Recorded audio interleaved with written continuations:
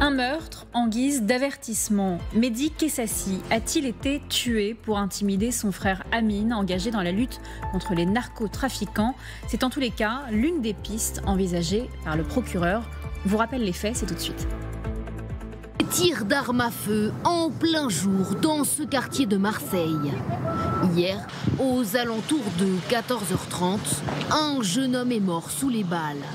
Je croyais que c'était un accident. C'est la première fois que je vois un règlement de compte ici. C'était un quartier calme. Ça fait trop peur. Pour notre enfant, ça fait trop peur. Je suis beaucoup émue et je suis triste pour la famille. La victime, Mohamed Kessassi, était le petit frère du militant écologiste Amine Kessassi. En 2020, la famille Kessassi avait déjà perdu un autre frère, Brahim, dans un homicide lié au narcotrafic. Bonsoir Alain Bauer. Bonsoir. Professeur émérite de criminologie au CNAM, votre dernier ouvrage, Déclinocène, qu'on va voir à l'écran aux éditions Fayard. Est-ce qu'on a passé un cap aujourd'hui avec cet assassinat digne des plus grandes mafias? Alors, un cap, ce serait difficile à dire. D'abord parce que Marseille, depuis Carbone et Spirito, un siècle déjà, est la ville qui est la plus victime d'une sorte de kyste criminel structuré, permanent et qui s'est toujours tout permis. L'assassinat d'un juge, parfois l'assassinat d'un préfet. Alors ce sont les corsos marseillais, c'était pas exactement la même chose, c'était en Corse, mais quand même. Des règlements de compte extrêmement nombreux depuis toujours, avec des cycles de violence qui se sont enchaînés jusqu'à 2006. Et depuis 2006, Marseille vit deux crises successives, une crise de succession et une crise de sécession. Une crise de succession parce que le parrain, le juge de paix du crime organisé, il n'y a pas véritablement de mafia à Marseille, ou en tout cas pas encore. Donc il n'y a pas de vrai parrain, vous diriez? Il y en avait un, Jean-G. Colonna, bêtement décédé d'un accident de voiture, ce qui n'est pas raisonnable pour un parrain du crime organisé, mais il n'a jamais été remplacé. Et un dissident, un Spartacus des cités, Farid Berama, appelé aimablement le rôtisseur, puisqu'il terminait en général ses victimes en les grillant, et qui, après avoir tenté de prendre la main alors qu'il n'était qu'un petit couteau des cités, en bousculant la hiérarchie, a créé un cycle de renouvellement permanent et de liquidation régulière qui ont amené à une confrontation majeure il y a quelques mois encore entre le groupe dit Yoda et ce qu'on appelle la DZ Mafia, qui s'est traduit par la victoire provisoire de DZ Mafia, qui s'est à la fois enraciné et étendu sur l'ensemble du territoire, avec pour la première fois un système proto-mafieux véritablement structuré et totalement désinhibé. Des jeunes gens très jeunes, beaucoup de mineurs, s'attaquant y compris aux policiers et aux gendarmes. Un gendarme a fait l'objet de 11 coups de feu, une tentative d'élimination par un groupe de 4 personnes à Aix-en-Provence en mai dernier. 3 d'entre eux étaient mineurs. Un très grand nombre de tueurs à gages sont désormais aussi des mineurs, et on est dans une phase de transition vers un processus qui ressemble plus à la Camorra, une des 2 Camorras italiennes, qu'à autre chose, c'est-à-dire des groupes plutôt décentralisés, plutôt des alliances hybrides, mais qui s'étendent désormais sur tout le couloir rhodanien et qui remontent jusqu'à la Belgique désormais, avec des structures de distribution et de production des drogues chimiques comme des produits entre guillemets plus naturels, et qui vont jusqu'au bout de la confrontation directe avec l'État, ce que paradoxalement, la plupart du temps, la mafia ne voulait pas. Elle s'attaquait à des objectifs très précis, à des moments très particuliers et avec des dirigeants très spécifiques. Aujourd'hui, nous sommes effectivement dans une situation qui ressemble à cela. Alors maintenant, le jeune homme qui a été assassiné, l'a-t-il été par erreur? Ce qui est aussi une des options, telle qu'elle a été indiquée, y compris par son frère. Vous y croyez personnellement? Alors, moi, quand une enquête n'est pas faite, je crois à rien. Et je n'imagine rien non plus. J'attends que l'enquête progresse. Je dirais, était-ce sa voiture? Est-ce que son frère l'utilisait de temps en temps? Est-ce une erreur? On a eu des règlements de compte erronés avec des victimes, soit collatérales, parce qu'elles étaient au mauvais moment, au mauvais endroit, soit directement erronées. Et on en a encore eu 2 ou 3, notamment en Corse, dans les semaines précédentes. Donc, il ne faut pas se précipiter sur une information qui n'est qu'un élément d'une enquête. Mais c'est une possibilité. Deuxièmement, a-t-il été directement visé pour lui faire peur? En général, les organisations qui veulent faire peur s'attaquent directement à la victime elle-même, assez rarement à l'entourage. C'est plutôt dans des processus différents, notamment de gestion de la concurrence sur un point de deal, de vol de produits stupéfiants, de non-règlement de passage à une équipe concurrente. Il a déjà perdu son frère, un premier frère. Oui, le premier déjà, mais c'est ce qu'il avait engagé dans son processus d'engagement politique, citoyen et social, avec beaucoup de courage. Mais le premier n'était pas une tentative d'intimidation à son égard. C'est ce qui l'a poussé à s'engager. Là, on est dans autre chose. Donc, on a plusieurs hypothèses. En tout état de cause, c'est un règlement de compte, c'est un assassinat prémédité. Il n'y a aucun doute sur le sujet. Était-ce une cible directe ou indirecte? L'enquête le dira. Mais ce n'est pas véritablement un saut qualitatif en tant que tel, mais c'est dans un environnement de violentisation généralisée de la société, puisque en 2024, nous avons atteint le plus haut taux d'homicide et de tentatives d'homicide depuis qu'on a une statistique moderne en France, c'est-à-dire 50 ans. Et le premier semestre 2025 est pire que le premier semestre 2024. Donc nous entrons dans une phase où le retour à l'homicide, la tentative d'homicide, la violence, l'intention de donner la mort devient un instrument, non pas de règlement d'un conflit où on est à un mauvais moment, au mauvais endroit, mais de structuration de la domination et du contrôle territorial, y compris contre la société civile, ce n'est pas nouveau, mais aussi contre les forces et les autorités de l'État, magistrats menacés dans leur propre cabinet d'instruction par des gens qui sont totalement désinhibés et qui osent tout, très jeunes, sans aucune limite, et capables désormais de s'en prendre à tout ce qui leur fait obstacle, concurrents, autorités, société civile. Est-ce qu'on peut dire que Marseille est la matrice? Dans le sens, vous parlez beaucoup par exemple de narco-TGV, c'est-à-dire que Marseille s'exporte dans des plus petites villes, qu'il y a des Marseillais qui sont dans d'autres villes pour gérer tout ça. En export, oui, bien sûr. À quoi ressemble cette toile d'araignée à l'heure actuelle? Alors, d'abord, c'est une tradition historique, mais les groupes se parlaient, mais il n'y avait pas d'exportation en tant que telle. La banlieue sud, c'était la banlieue sud, les Lyonnais, c'était les Lyonnais. On voyait bien que les groupes, éventuellement, avaient les mêmes fournisseurs, mais géraient leur territoire de manière à peu près cohérente, et seules les affinités individuelles avaient été en prison ensemble, s'étaient rencontrés soit dans la collaboration, soit dans la résistance, puisque les deux sujets se sont trouvés à un moment, avaient permis de... Là, il y a eu une confrontation majeure de contrôle du territoire. Depuis la mort de Farid Berhama, les caïds, petits caïds, sont devenus des moyens caïds, puis des grands caïds avec une durée de vie relativement courte, 3 ans en moyenne, entre le moment où ils se faisaient soit arrêter, soit liquider par un concurrent. Et puis, à un moment, cette structuration a atteint un nouveau degré, un nouveau niveau, qui a été la grande bataille entre la DZ Mafia et le groupe Yoda, gagnée par la DZ Mafia, qui du coup a étendu son espace territorial par des alliances locales ou des capacités de submerger les espaces locaux et est remontée peu à peu toute la zone PACA, puis en remontant peu à peu vers Lyon, et désormais avec des alliances, notamment avec la Mocro-Mafia, en Belgique et peut-être même aux Pays-Bas.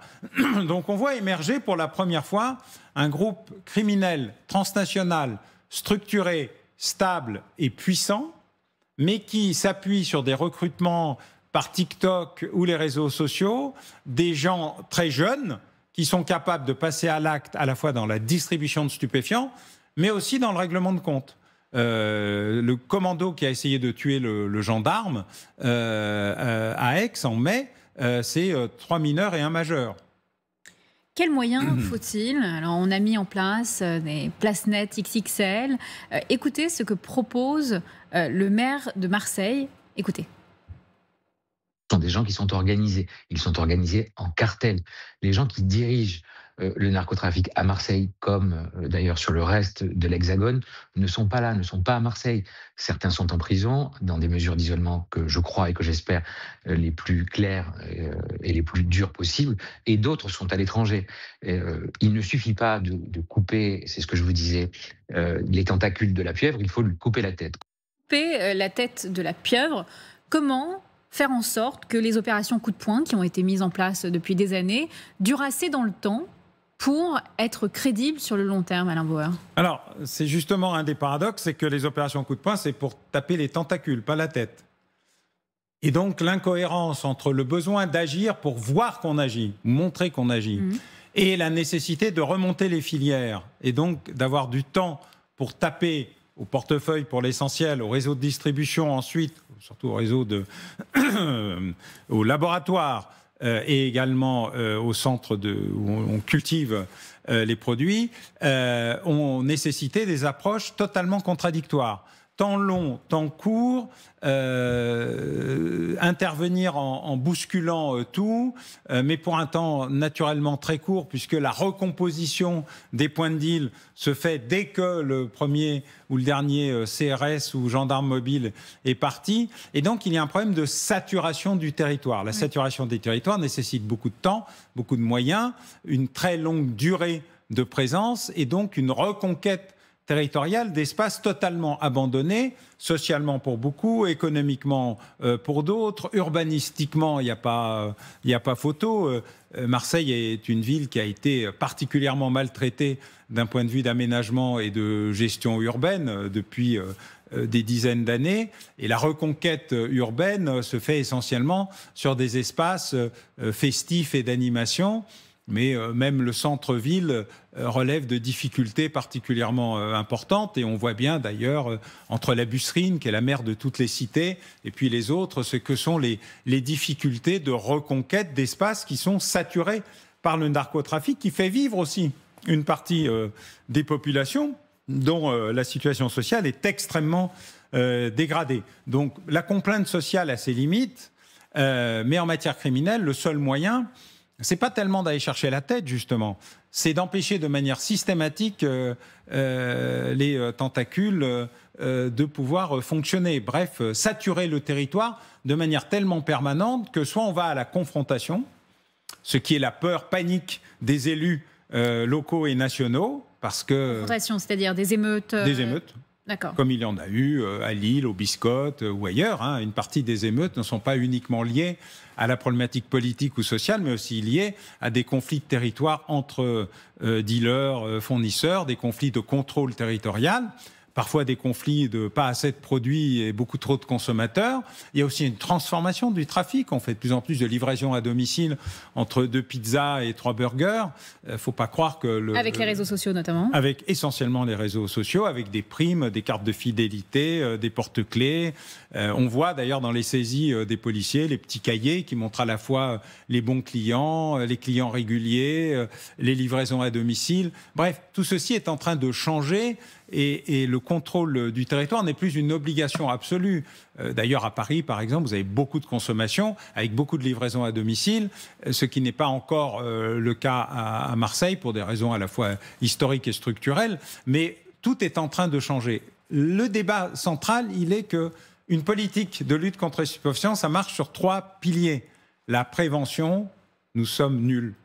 Inexistant. C'est vrai qu'on n'en parle pas de manière claire. Comme on ne veut que criminaliser le consommateur. Or, le consommateur, pardon de dire ça comme ça, c'est d'abord un malade. C'est un addict. C'est quelqu'un qui est addicté. Vous dites qu'il faut le traiter comme un problème médical, pas comme un problème pénal. Pas seulement, mais d'abord. Ensuite, il y a le dealer, qui souvent est aussi un consommateur, mais qui, lui, est un criminel. Et puis, il y a le gros dealer, le gérant du réseau, qui, lui, est un criminel extraordinairement dangereux. Et qui le parfois... producteur.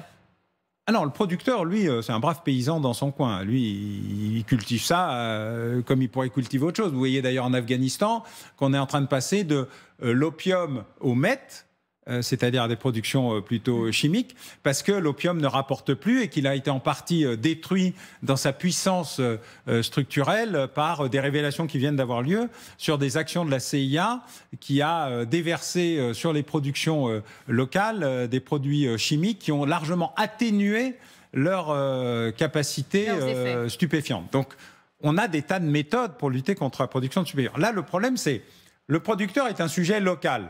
Il est afghan, il est marocain, il est colombien, il est où vous voulez. Et donc là, le traitement se fait plutôt par la capacité de leur offrir des débouchés agricoles par d'autres moyens. Ensuite, vous avez le distributeur.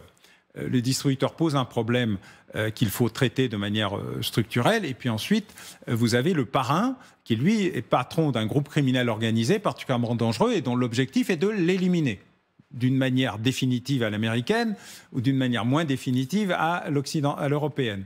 Et au milieu, vous avez le consommateur. Jusqu'à présent, toutes les politiques, malgré les efforts du Dr Olivenstein dès les années 70 pour dire si vous ne traitez pas la cause, vous ne pourrez jamais traiter les conséquences, ont échoué à prendre en considération le malade addicté comme un malade addicté et donc à prendre en compte la dimension médicale. Du coup, toutes les autres politiques ne peuvent pas réussir, même dans les pays où on pend les dealers sur des grues comme en Iran, où on les fusille, où on les liquide dans des petits bateaux comme le font les Américains récemment. Donc, on est dans un processus qui ne peut pas fonctionner parce qu'on oublie l'élément majeur. Pas de consommateurs, pas de trafic. Justement, vous parlez de cette méthode Trump. Beaucoup disent qu'il faudrait faire comme Trump avec le narcotrafic. Aujourd'hui, les États-Unis lancent du Sud une nouvelle opération militaire en Amérique latine. Écoutez les propos de Donald Trump à ce sujet. En quelques semaines seulement, la Task Force a procédé au plus grand nombre d'arrestations de dirigeants, d'agents et de membres de cartels de l'histoire américaine. Plus de 3000. Et ça continue. Cela inclut des membres du New Generation Cartel, du Sinaloa Cartel, du LNFM Cartel, du MS-13. Et vous connaissez le MS-13, ainsi que Tren de Aragua. Un autre beau spécimen. Ce sont vraiment des déchets avec lesquels nous devons traiter, alors que nous ne devrions pas avoir à le faire. Mettre le narcotrafic sur le même plan que le terrorisme, c'est un petit peu la méthode Trump. Est-ce que c'est loin d'être réaliste à votre goût? Pénalement parlant, nous n'en sommes pas très loin, puisque du parquet national antiterroriste, on est en train de passer à un parquet national anti-crime organisé narco. On a désormais des prisons spécialisées pour les narcos, alors que c'était inimaginable il y a encore une dizaine d'années. Donc, de toute façon, au rythme de l'enracinement et du développement du marché, du développement de la puissance, du développement de la corruption, on a à peu près une fois par semaine des affaires de corruption d'agents pénitentiaires, d'agents judiciaires, de greffiers ou de greffières qui transmettent des informations, parfois même de policiers ou d'adjoints. Et donc on sent bien que la puissance de la drogue salit tout et pose des problèmes majeurs à l'organisation centrale de l'État. D'ailleurs, le procureur de Marseille rappelait il y a quelque temps, et de même que le président de la commission sénatoriale sur le narcotrafic a fait un extraordinaire travail, Étienne Blanc, Jérôme Durin, RPR LR et socialiste, pour rappeler ce qu'était la réalité de quelque chose que, je cite le journal Le Monde, ça m'arrive pas souvent, mais de temps en temps une reconnaissance de lucidité mérite une citation et un bon point, les choses que nous n'avions pas voulu voir pendant 20 ans. Alors pendant que tous ceux qui s'occupent du sujet n'ont pas arrêté de dire il se passe quelque chose, ça se dégrade, ça se développe, vous ne vous rendez pas compte de l'imprégnation, l'emprise, l'enracinement des structures du trafic dans les villes, les banlieues, les moyennes villes, les petites villes, les campagnes, les zones rurales, comme ça se passe en Grande-Bretagne, comme ça se passe en France, comme ça s'est passé en Allemagne de l'Est, avec le plus grand règlement de compte historique mené par une organisation mafieuse italienne en Allemagne, dans une pizzeria avec une demi-douzaine de morts, ce qui est devenu un événement où l'Allemagne tout d'un coup a découvert que son propre territoire était gangréné par de véritables mafias italiennes. Eh bien nous, on a mis un temps infini à réagir. C'est un peu comme ce que disait le général Yakovlev sur un sujet plus militaire tout à l'heure. On a tout vu, on n'a rien compris, on a perdu beaucoup de temps. Ça ne veut pas dire qu'on n'est pas capable de se rattraper, on le fait, mais le temps perdu se rattrape difficilement. Et en matière de narcotrafic, nous n'avons pas voulu voir ce qu'était la réalité, à la fois pour des raisons politico-sociales, les années 70, c'était des drogues douces, c'était sympa, etc. Personne ne s'est rendu compte que le taux de concentration du tétrahydrocannabinol, le THC, dans le cannabis était passé de pas grand-chose à 15 ou 20, c'est-à-dire une drogue qui est dure. Il n'y a plus de drogue douce, même si ce concept n'a jamais eu beaucoup de sens, comme me l'a rappelé il n'y a pas très longtemps un médecin spécialisé. En fait, il n'y a plus de drogue douce et une partie des consommateurs boomers, on ne va pas parler des retraites, mais de ça, ont du mal à expliquer qu'il ne faut pas consommer parce qu'ils en ont gardé un souvenir des années 70 magnifique ou très festif, alors que ça n'est plus ça. Et on le voit y compris avec le protoxyde d'azote, qui n'est pas une drogue, qui n'est pas encore au tableau, mais qui peut provoquer des effets neuropsychologiques tellement graves qu'on peut tuer quelqu'un dans un refus d'obtempérer dans une grande ville. Voilà, tous ces éléments-là nous ont totalement échappé. Les politiques, comme d'habitude, ont été peu lucides, difficilement mobilisés et tentent aujourd'hui, il faut dire les choses, de se rattraper, mais ils n'ont toujours pas réussi à prendre en compte le pilier prévention et traitement médico-social. Ça leur échappe. Même les élus locaux. Ah non, eux, ils sont directement là. Vous savez, certains élus locaux, quand ils deviennent élus nationaux, se transforment en fonction non pas de leur lucidité, qui est réelle, mais de leur étiquette. Et vous l'avez vu, ça? Oui, physiquement. C'est toujours très intéressant, parce qu'il m'est arrivé d'intervenir dans une petite ville, une moyenne ville du sud-ouest de la France et de retrouver l'élu local qui m'a dit, ce jour-là, nous étions sur un plateau de télévision d'une grande chaîne publique, mais disant ce qui se passe chez moi et reste chez moi. C'est un peu ce qui se passe à Las Vegas, reste à Las Vegas. Voilà. Où il était localement extrêmement lucide et compétent, courageux. Mais nationalement, il portait d'autres idées et c'est toujours très difficile de mettre en cohérence son idéologie et la réalité quand on pense que l'idéologie prime. L'engrenage de la violence, il y a aussi une augmentation des guet-apens due au narcotrafic, avec notamment des pompiers. Entre autres, dû aussi au crypto. Au crypto également. Tentative d'enlèvement, guet-apens, règlement de compte, tout ce qui a de la valeur. Tout ce qui amène de l'argent, tout ce qui permet le contrôle d'un territoire ou de récupérer quelqu'un contre une rançon. Et je rappelle que dans le narcotrafic, vous avez aussi de l'enlèvement, de la torture, de la rançon. L'ensemble de la palette criminelle est utilisé car c'est trop intéressant, ça rapporte trop pour qu'on n'utilise pas tous les moyens pour faire de l'argent. Est-ce que la volonté de préméditation est nouvelle ? Non, bien sûr que non.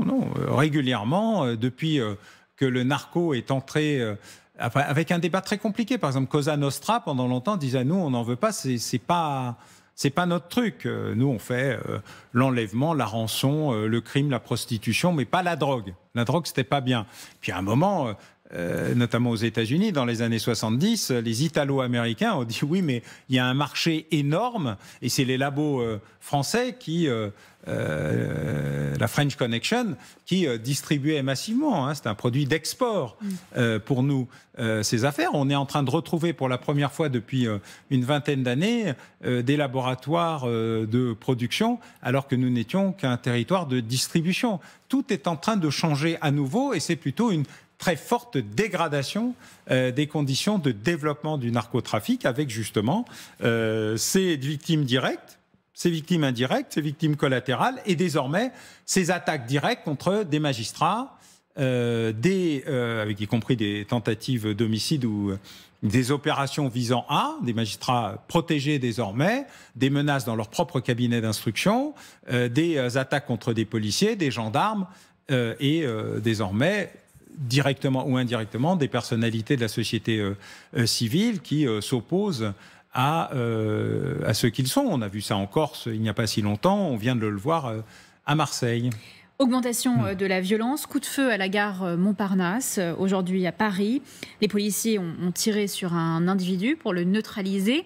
Est-ce qu'il y a une augmentation, une accélération de la violence par homicide? Vous l'avez dit assez clairement, mais comment vous l'expliquez?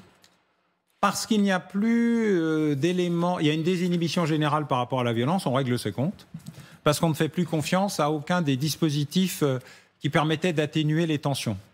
L'Église catholique a peu à peu disparu, le Parti communiste n'existe plus vraiment, les institutions étatiques sont submergées ou désespérées, faute de moyens, faute de crédit, faute de personnel. Le dispositif de prévention, malgré les efforts remarquables de mes collègues, sont totalement saturés. La politique de prévention fait l'objet d'atermoiements et d'injonctions contradictoires permanentes. On cherche où sont les médecins, les infirmières, les aides psychologiques dans les écoles, les collèges ou les lycées. On sent bien que la promesse de l'État, la promesse institutionnelle de l'État, fait face à une paupérisation telle qu'à part quelques hussards qui résistent encore et toujours et qui, au risque de leur vie, vous voyez, le professeur Bernard, Paty, l'assistante d'éducation devant son collège ou son lycée, alors même qu'il y avait une fouille pour vérifier où étaient les couteaux. Bref, on sent bien que tout le monde fait face aujourd'hui au risque d'une violence directe et homicide. Et comme on est passé brutalement de moins de 700 homicides à plus de environ 1000, mais à 4000 tentatives d'homicide, chiffre qu'on n'avait jamais connu, plus les agressions physiques, les agressions sexuelles, on est face à des difficultés historiques. Et j'en vois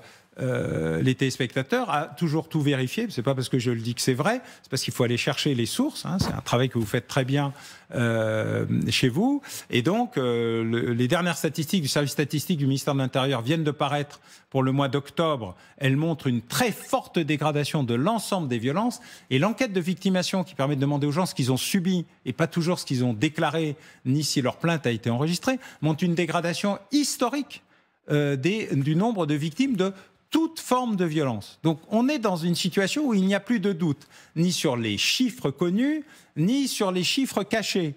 Tout va dans le même sens.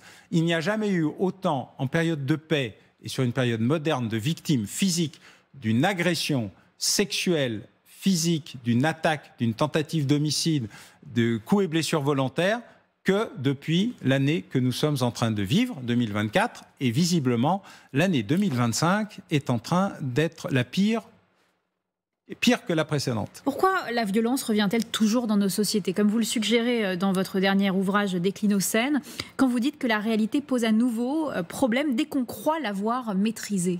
Parce qu'on oublie, parce qu'on pense que c'est fini, parce qu'on se repose. La France, c'est un moteur à explosion.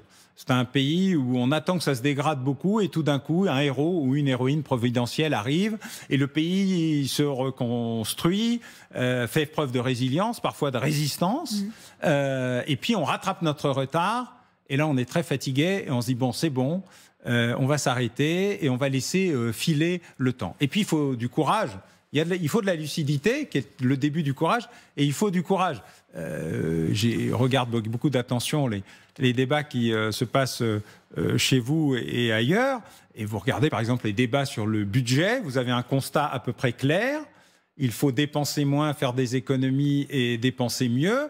Vous avez les débats parlementaires qui font exactement l'inverse de ce qui est dit, où tout le monde est très content de n'avoir absolument pas tenu compte du diagnostic préalable. En criminologie, il faut un diagnostic, il doit être partagé. Est-ce que c'est aussi le cas avec la violence islamiste, de fait? Quand vous voyez les commémorations, est-ce que vous trouvez qu'on ferme les yeux encore sur une violence qui pourrait revenir sur notre territoire? Sur la violence, non, puisque chacun l'a subi dans sa chair, et le 13 novembre est très particulier, parce que pour la première fois, n'importe qui pouvait être victime. Ce n'était pas seulement des journalistes, des policiers, des juifs, des caricaturistes, on était là dans la catégorie n'importe qui. Au bar, dans un stade ou en allant dans un concert. Donc ça a tout changé dans l'approche des individus vis-à-vis de cette question. Mais le mot islamiste, par exemple, fait l'objet d'un débat islamiste, c'est donc que vous êtes islamophobe. Alors nous, on a réglé cette question depuis longtemps, on explique que c'est du djihadisme, parce qu'il n'y a pas de débat sur djihadisme. Vous voyez, un djihadiste, on sait ce que c'est, il veut la mort, la guerre et la violence, question réglée. Mais dès que vous êtes dans un débat sur le bon usage des mots, vous entrez dans un cycle infini où on n'arrive pas à traiter les musulmans, qui sont pour l'essentiel, des braves gens qui veulent vivre leur foi et qui ont parfaitement le droit de le faire, comme des croyants comme les autres. Par contre, je pense que ces croyants-là doivent se rappeler aussi que les autres peuvent croire à autre chose ou croire à rien du tout, qu'on peut changer de foi, ne pas en avoir, être ouvert à l'écoute des autres et que personne ne peut rien imposer à quelqu'un d'autre qui ne l'ait pas décidé lui-même. Et cette deuxième partie-là, qui s'appelle en France laïcité, est la partie la moins traitée parce que nous avons dévoyé la laïcité depuis 1945-1950 au nom du fait que l'État serait neutre. La laïcité serait neutre. En fait, elle regarde ça de loin. Elle n'intervient plus dans les débats, comme si elle était arrivée naturellement parmi nous. C'était imposé dans la joie et la bonne humeur que le cardinal, archevêque et le pape avaient brutalement embrassé le petit père Combe en disant « Ah, quelle bonne idée la laïcité !» Ça ne s'est jamais produit comme ça. Le Conseil d'État s'est dévoyé dans cette affaire en disant « neutralité de la laïcité ». Non, le service public est neutre, la laïcité ne l'est pas. C'est une dynamique qui respecte le droit des croyants, mais impose l'obligation de respecter ceux qui croient, ceux qui ne croient pas, ceux qui veulent changer de religion, le droit des femmes, y compris le droit des filles, à choisir, le droit de porter ou de ne pas porter ce qu'on a envie de porter sur la tête, fichu ou autre chose, mais pas partout et pas n'importe comment. Or, ce débat-là n'a pas été traité par la lâcheté immense d'une partie de la classe politique qui a considéré qu'il y avait une sorte de main invisible qui allait régler tout ça sans qu'eux ne soient obligés, comme pour le budget ou comme pour la défense nationale. Merci Alain Bauer. Je redonne aux téléspectateurs votre dernier ouvrage, Déclinocène, aux éditions Fayard.